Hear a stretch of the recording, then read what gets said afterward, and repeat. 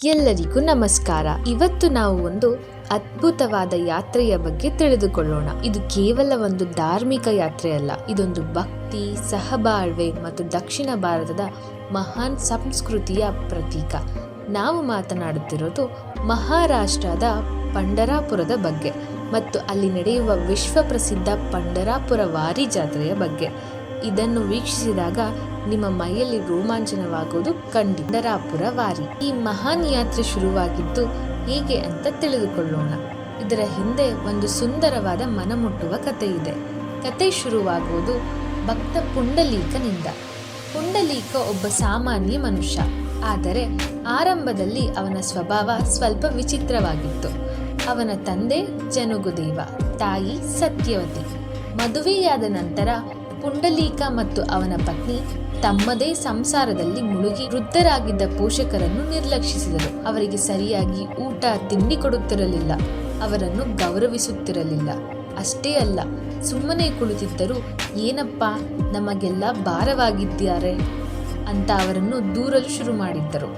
ಈ ನೋವನ್ನು ನುಂಗಿಕೊಂಡು ಪೋಷಕರು ದಿನ ಕಳೆಯುತ್ತಿದ್ದರು. ಒಂದು ದಿನ ಊರಲ್ಲಿ ಕೆಲವು ಜನರು ಕಾಶಿ ಯಾತ್ರೆಗೆ ಅಂತ ಹೋಗ್ತಾ ಇದ್ರು. ಕಾಶಿ ಯಾತ್ರೆಯಿಂದ ಪುಣ್ಯ ಸಿಗುತ್ತೆ ಅನ್ನೋ ಸುದ್ದಿ ಪುಂಡಲೀಕನಿಗೆ ಗೊತ್ತಾಯಿತು. ಆಗ ಅವನು ಕೂಡ ಕಾಶಿ ಯಾತ್ರೆಗೆ ಹೊರಟ.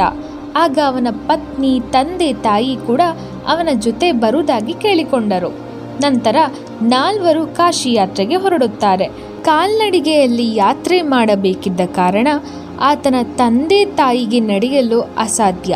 ಹಾಗಾಗಿ ತಂದೆ ತಾಯಿಯ ಕುತ್ತಿಗೆಗೆ ಹಗ್ಗ ಹಾಕಿ ಎಳೆದುಕೊಂಡು ಹೋಗುತ್ತಾನೆ. ಹೀಗೆ ಹೋಗುತ್ತಾ ಇರುವಾಗ ಮಾರ್ಗ ಮಧ್ಯದಲ್ಲಿ ಕುಕ್ಕುಟ ಮುನಿಯ ಆಶ್ರಮ ಎದುರಾಗುತ್ತೆ. ಆಗ ಪುಂಡಲೀಕ ಅಲ್ಲಿಯೇ ತಂಗುವ ನಿರ್ಧಾರ ಮಾಡುತ್ತಾನೆ. ಕುಕ್ಕುಟ ಮುನಿಗಳಿಗೆ ಪುಂಡಲೀಕನು ಕಾಶಿಗೆ ಹೋಗುವ ದಾರಿಯ ಬಗ್ಗೆ ಕೇಳುತ್ತಾನೆ. ಆಗ ಕುಕ್ಕುಟ ಮುನಿಗಳು, ನಾನು ಎಂದೂ ಕಾಶಿಗೆ ಹೋಗಿಲ್ಲ, ಹಾಗಾಗಿ ನನಗೆ ತಿಳಿದಿಲ್ಲ ಎಂದು ಹೇಳುತ್ತಾರೆ. ಆಗ ಪುಂಡಲೀಕನು ಜೋರಾಗಿ ಮಾತನಾಡುತ್ತಾನೆ. ಸನ್ಯಾಸಿಗಳು ಅವರ ಜೀವನದಲ್ಲಿ ಒಮ್ಮೆಯಾದರೂ ಕಾಶಿಗೆ ಹೋಗಿ ಬರುತ್ತಾರೆ, ನೀವು ಇನ್ನೂ ಹೋಗಿಲ್ಲ ಅಂದರೆ ಅದು ಘೋರ ಪಾಪ ಅಲ್ಲವೇ ಎನ್ನುತ್ತಾನೆ. ಕೇವಲ ನಸುನಕ್ಕು ಮುನಿಗಳು ಸುಮ್ಮನೆ ಹೊರಟು ಹೋಗುತ್ತಾರೆ. ಆ ರಾತ್ರಿ ಅಲ್ಲಿಯೇ ಕಳೆದ ಪುಂಡಲೀಕನಿಗೆ ಬೆಳಗ್ಗೆ ಆಗ್ತಾ ಇದ್ದಂಗೆ ಒಂದು ಅಚ್ಚರಿ ಕಾಣಿಸುತ್ತೆ. ಅವನ ಆಧ್ಯಾತ್ಮಿಕ ದಿಕ್ಕನ್ನೇ ಬದಲಿಸುವ ಒಂದು ದೃಶ್ಯ ಕಾಣಸಿಗುತ್ತೆ. ಪುಂಡಲೀಕನಿಗೆ ಬೆಳಗ್ಗೆ ಹೆಣ್ಣು ಮಕ್ಕಳ ಮಾತು ಕೇಳಿ ಅಚ್ಚರಿಯಾಗುತ್ತೆ. ಯಾರು ಅಂತ ಎದ್ದು ನೋಡಿದಾಗ ಆಶ್ರಮದ ಈಚೆ 3 ಮಹಿಳೆಯರು ಕಸ ಗುಡಿಸಿ ನೀರು ಹಾಕಿ ರಂಗೋಲಿ ಬಿಡಿಸುತ್ತಾ ಇರುತ್ತಾರೆ. ಇದನ್ನು ಕಂಡ ಪುಂಡಲೀಕ ಅವರು ಯಾರು ಎಂದು ತಿಳಿದುಕೊಳ್ಳಲು ಅವರ ಬಳಿಗೆ ಹೋಗಿ, ಯಾರು ನೀವು, ಆಶ್ರಮದಲ್ಲಿ ಏನು ಮಾಡುತ್ತಿದ್ದೀರಾ ಎಂದು ಕೇಳುತ್ತಾನೆ. ಪುಂಡಲೀಕನ ಪ್ರಶ್ನೆಗಳಿಗೆ ಆ 3 ಉತ್ತರಿಸುತ್ತಾರೆ. ನಾವು ಈ ಭೂಮಿಯ ದೇವನದಿಗಳಾದ ಗಂಗೆ, ಯಮುನಾ, ಸರಸ್ವತಿ. ಋಷಿಗಳು ನಿತ್ಯ ಅವರ ತಂದೆ ತಾಯಿಯ ಸೇವೆಯಲ್ಲಿ ನಿರತರಾಗಿರುತ್ತಾರೆ. ಹಾಗಾಗಿ ನಾವು ಇಲ್ಲಿಗೆ ಬಂದು ಸ್ವಚ್ಛಗೊಳಿಸಿ ಹೋಗುತ್ತೇವೆ ಎಂದು ಉತ್ತರಿಸುತ್ತಾರೆ. ಈ ಒಂದು ಮಾತಿಗೆ ಪುಂಡಲೀಕನು ಅಚ್ಚರಿಗೊಳಗಾಗುತ್ತಾನೆ. ಮುನಿಗಳ ಮಹಾತ್ಮ ಏನು ಅಂತ ಅರಿತ ಪುಂಡಲೀಕ ಅವರಿಗೆ ಈ ರೀತಿ ಮಾತನಾಡಬಾರದಿತ್ತು ಎಂದು ಪಶ್ಚಾತ್ತಾಪ ಪಡುತ್ತಾನೆ. ಅದೂ ಅಲ್ಲದೆ ಅವನು ಮಾಡಿದ ಪಾಪದ ಅರಿವು ಅವನಿಗೆ ತಿಳಿಯುತ್ತದೆ.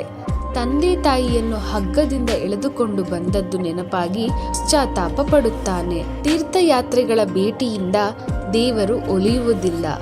ಸೇವೆ, ಸನ್ಮಾರ್ಗ, ನಾಮಸ್ಮರಣೆಯಿಂದಲೇ ದೇವರನ್ನು ಸದಾ ಒಲಿಸಿಕೊಳ್ಳಬಹುದು ಎಂಬ ಸತ್ಯ ದರ್ಶನ ಪುಂಡಲೀಕನಿಗೆ ಆಗುತ್ತದೆ.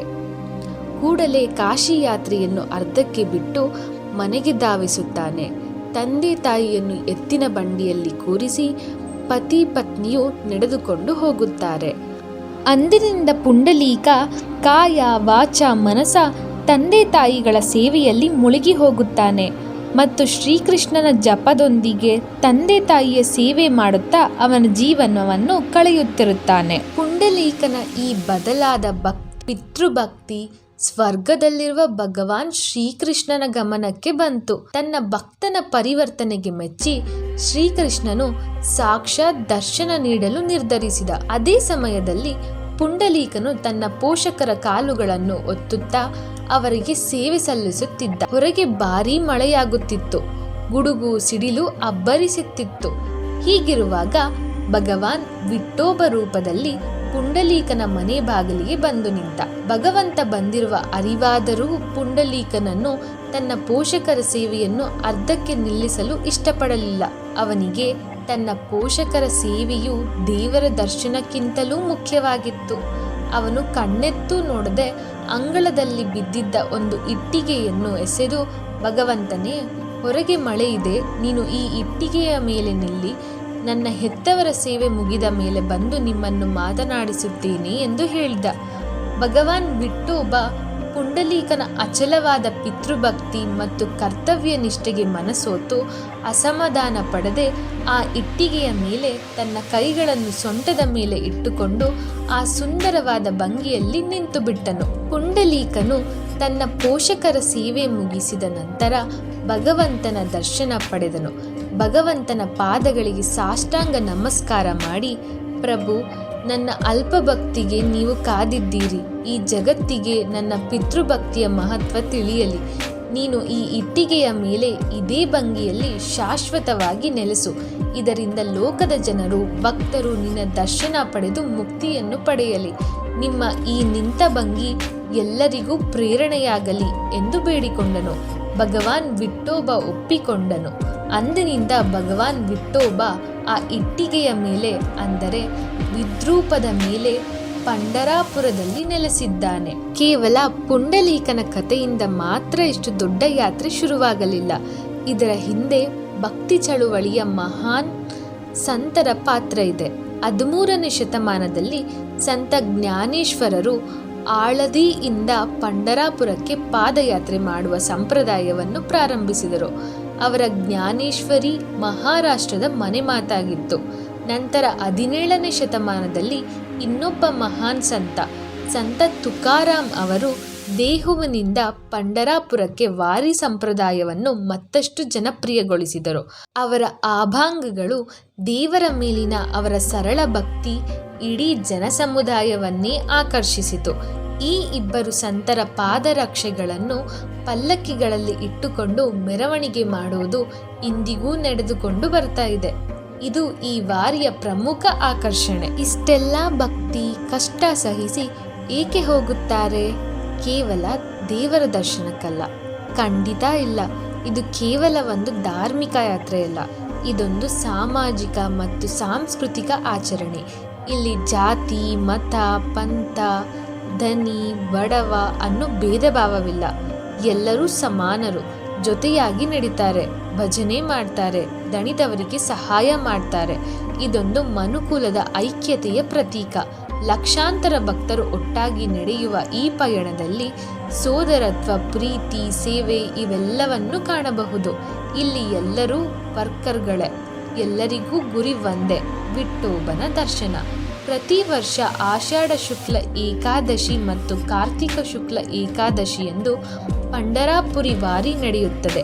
ಲಕ್ಷಾಂತರ ಭಕ್ತರು ಮಹಾರಾಷ್ಟ್ರದ ವಿವಿಧ ಭಾಗಗಳಿಂದ ಮತ್ತು ಕರ್ನಾಟಕ, ಆಂಧ್ರ ಪ್ರದೇಶ, ಗುಜರಾತ್ನಂತಹ ನೆರೆ ರಾಜ್ಯಗಳಿಂದಲೂ ಕಾಲ್ನಡಿಗೆಯಲ್ಲಿ ಪಂಡರಾಪುರಕ್ಕೆ ಪ್ರಯಾಣಿಸುತ್ತಾರೆ. ಈ ಯಾತ್ರೆಯು ಸುಮಾರು 21 ದಿನಗಳವರೆಗೆ ನಡೆಯುತ್ತದೆ. ವಾರಿಯ ಸಮಯದಲ್ಲಿ ಭಕ್ತರು ಚಂದ್ರಭಾಗಾ ನದಿಯಲ್ಲಿ ಪವಿತ್ರ ಸ್ನಾನ ಮಾಡುತ್ತಾರೆ. ಪಂಡರಾಪುರದಲ್ಲಿ ಪೂಜಿಸಲ್ಪಡುವ ವಿಠೋಬ ವಿಷ್ಣು ಅಥವಾ ಕೃಷ್ಣನ ಅವತಾರ ಎಂದು ನಂಬಲಾಗಿದೆ. ಆದರೆ ಇವರು ಕೇವಲ ಒಬ್ಬ ದೇವರಿಗಿಂತ ಹೆಚ್ಚು. ಇವರು ಮಹಾರಾಷ್ಟ್ರ ಮತ್ತು ಕರ್ನಾಟಕದ ಹಲವಾರು ಭಕ್ತರ ಹೃದಯದಲ್ಲಿ ನೆಲೆಸಿರುವ ಮಾವುಲಿ, ಅಂದರೆ ತಾಯಿ. ಇವರನ್ನು ಪಾಂಡುರಂಗ, ಪಂಡರಿನಾಥ, ಹರಿ, ರಂಗ ಮತ್ತು ನಾರಾಯಣ ಎಂಬ ಹೆಸರುಗಳಿಂದ ಕರೆಯುತ್ತಾರೆ. ವಿಠೋಬ ಸಾಮಾನ್ಯ ದೇವರಿಗಿಂತ ಭಿನ್ನ. ಅವರು ಇಟ್ಟಿಗೆಯ ಮೇಲೆ ನಿಂತಿರುವ ಕೈಗಳನ್ನು ಸೊಂಟದ ಮೇಲೆ ಇಟ್ಟುಕೊಂಡಿರುವ ಯುವಕನಂತೆ ಕಾಣುತ್ತಾರೆ. ಇದು ಅವರು ತಮ್ಮ ಭಕ್ತರಿಗಾಗಿ ಕಾಯುತ್ತಿರುವ ಭಂಗಿ ಎಂದು ಹೇಳಲಾಗುತ್ತದೆ. ಅಂದರೆ, ನೀವು ಯಾವಾಗ ಬಂದರೂ ನಾನು ನಿಮ್ಮನ್ನು ಸ್ವಾಗತಿಸಲು ಸಿದ್ಧನಿದ್ದೇನೆ ಎಂಬ ಸಂದೇಶ ಇದು.